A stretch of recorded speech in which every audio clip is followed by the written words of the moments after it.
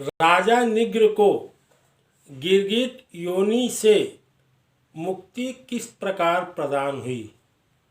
जो व्यक्ति दिया हुआ दान देकर वापस लेता है वह श्राप के कारण नरक योनि को प्राप्त करता है।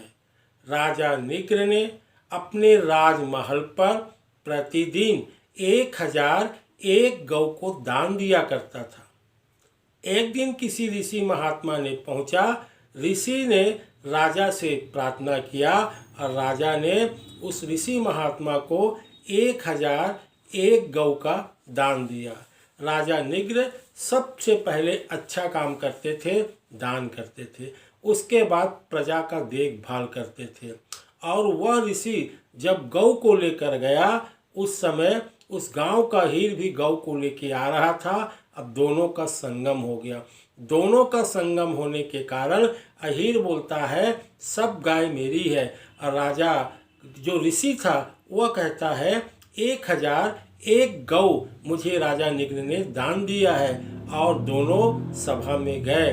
सभा में जाने के बाद राजा निग्र ने आदेश दिया, ये गाय ना अहीर की है ना इसी ऋषि की है, यह गाय सब राजपाट की है। और वह हीर सिर झुका के अपने घर आ गया।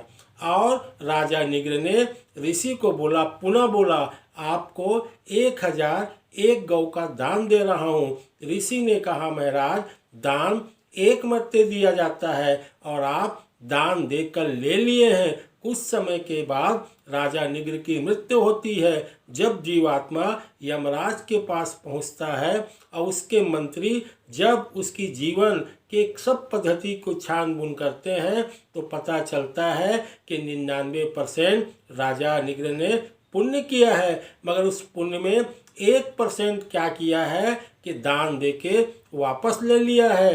तब यमराज ने कहा, राजा निग्र तुमको सबसे पहले नरक योनि में भोगना पड़ेगा।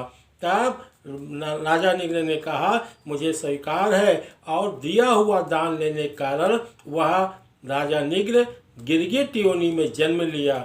जब भगवान राम का त्रेता में अवतार होगा तुम सूखे हुए कुएं में पड़ोगे। जब भगवान वहां पर आपकी दृष्टि पाड़ेंगे तभी तुम उद्धार होगे। और जब भगवान ने उस कुएं में दृष्टि डाले तो राजा निग्र का उद्धार हुआ। आपको इस कथा से ये बताना चाहता हूँ कि कभी भी दान कहीं भी देते हो, दान देने के बाद उस दान को पुनः लेने का प्रयास ना करें। अगर ऐसा लेते हैं तो राजा निग्र की तरह आप इस प्रकार की योनि को प्राप्त करोगे। अगर यह वीडियो आपको अच्छा लगता है इसे लाइक करिए, शेयर करिए और नीचे लाल बटन को जरूर दबाइए।